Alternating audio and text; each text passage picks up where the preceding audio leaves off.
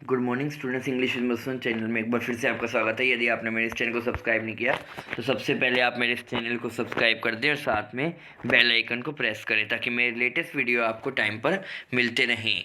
इस वीडियो में हम जो 7th क्लास की इंग्लिश ग्रामर की बुक है न्यू फ्रेश वे, उसका हम फर्स्ट चैप्टर डिस्कस करने जा रहे हैं। इसका नाम प्रोनाउन है। अब प्रोनाउन जैसे आपको पता ही है, जो नाउन की जगह लगे उसे हम प्रोनाउन कहते हैं। जैसे एग्जाम्पल क्या होगे, I, we, you, he, she, it, they, ये सारे क्या होगे, प्रोनाउन होंगे।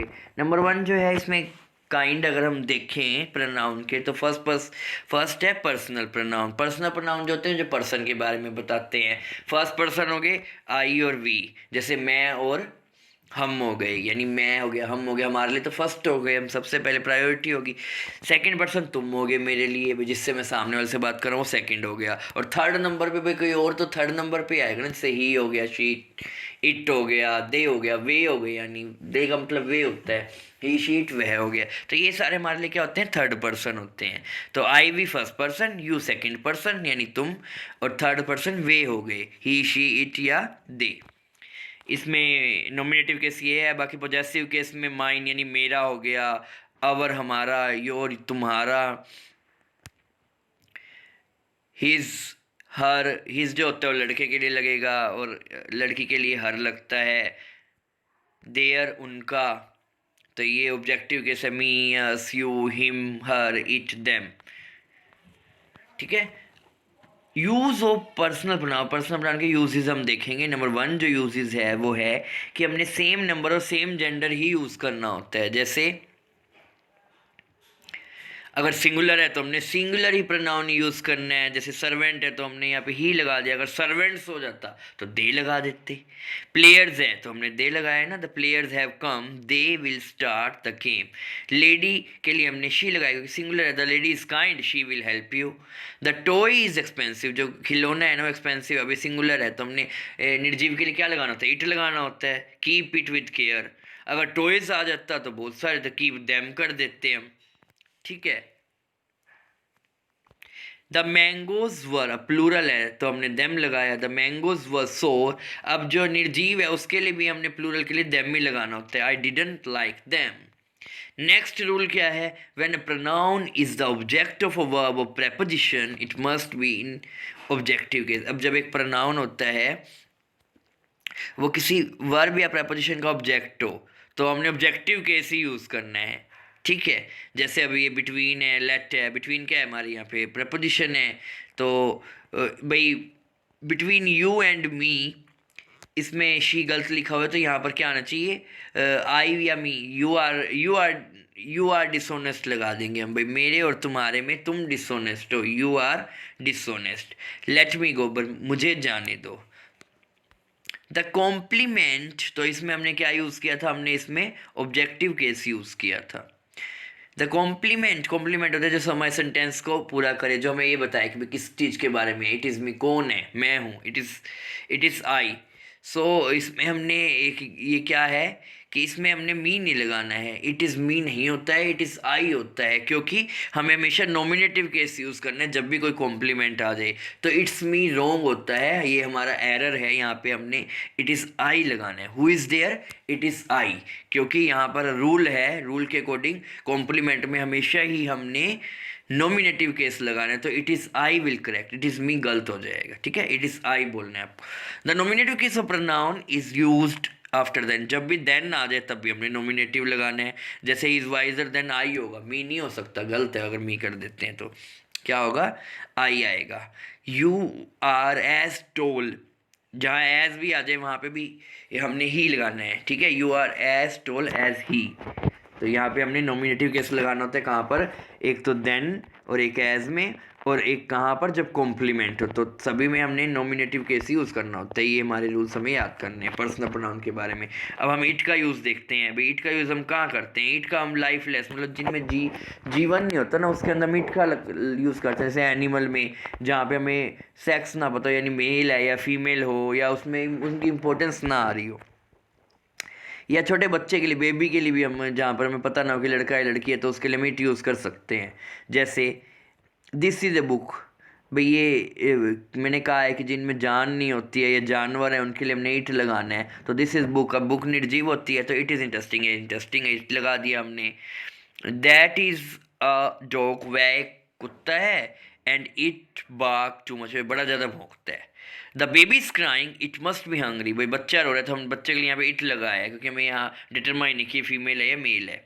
ठीक है, तो ये इट का फर्स्ट रूल है। सेकंड देखते हैं, to refer group of word which follow that being the grammatical subject, it is difficult to cross the, हमने ग्रुप ऑफ वर्ड्स के साथ लगाना है इट, जैसे उसके बारे में जो बता रहा हूँ, जैसे to cross the river, it is difficult, भाई क्या चीज़ डिफ़िकल्ट है, जो सब्जेक्ट के बारे में मैं बता रही, भाई क्या चीज़ डिफ़िकल्ट है इस रोड को क्रॉस करना। तो it is difficult to cross the road. It was pleasant to talk to, उससे बात करना प्लेजेंट है।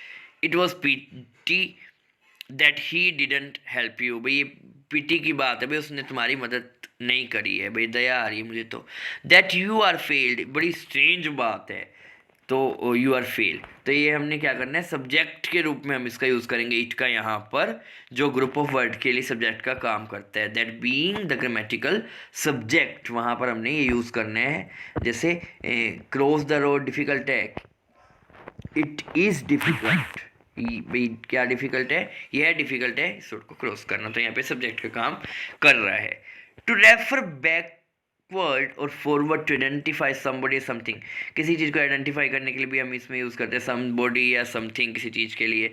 जैसे हु इज़ है टू कौन है, तो हमने बता दिया कि भाई मेरा भाई है, तो यहाँ पे हमें आइडेंटिटी पता चल रही ना किसी इंसान की।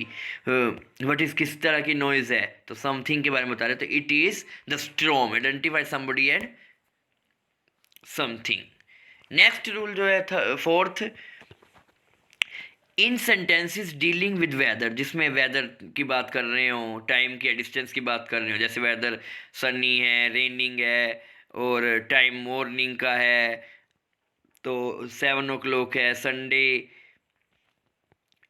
20 किलोमीटर, यहाँ पे हमारे को डिस्टेंस बता रहा है 20 किलोमीटर का डिस्टेंस है। तो it is raining, it is sunny today, it is morning, it is 7 o'clock, it is Sunday today, it is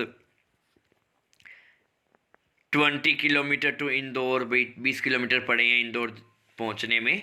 to bring into prominence a part of sentence, एक जो sentence का एक part है उसको prominence बनाने के लिए हम इसका यूज़ करते हैं।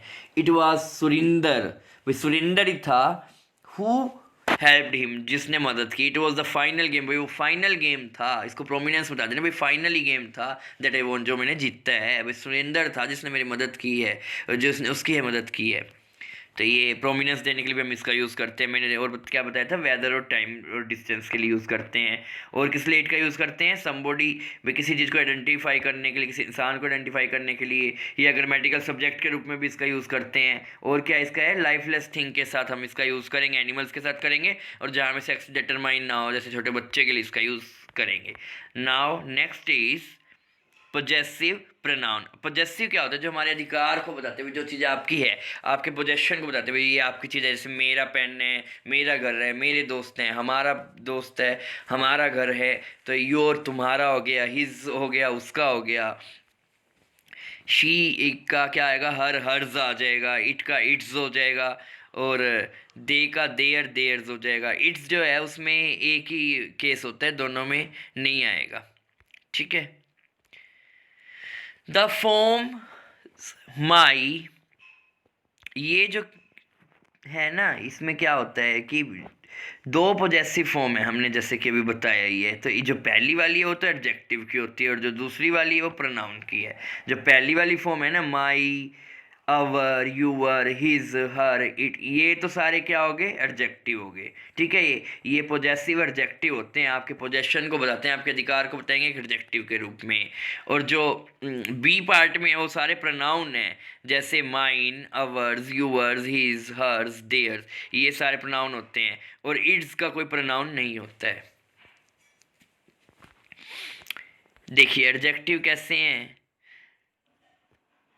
दिस इज माई पेन, भाई ये मेरा पेन है, तो ये आपका पॉजेसिव एडजेक्टिव हो गया, भाई किसका पेन है, मेरा पेन है, my pen.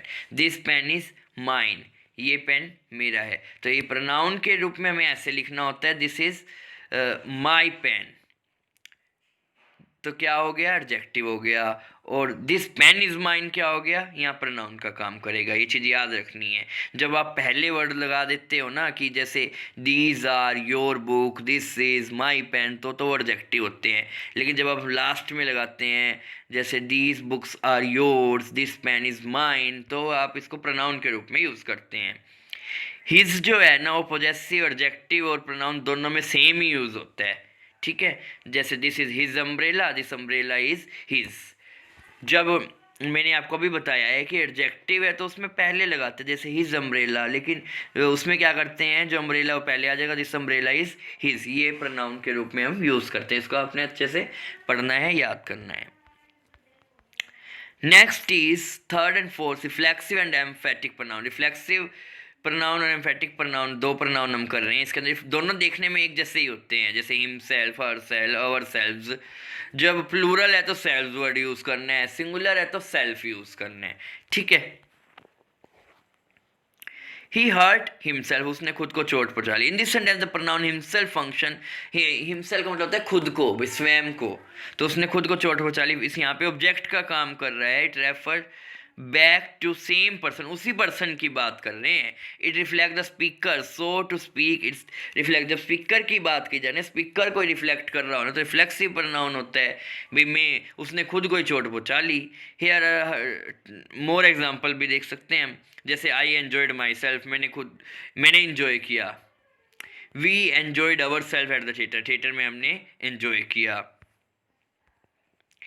We don't, you do not play with knife, भाई चाकू के साथ मत खेलो, नहीं तो तुम्हें चोट लग जाएगी, will hurt yourself. They washed themself and set down, उन्होंने क्या किया, वॉश के उसके बाद बैठ गए।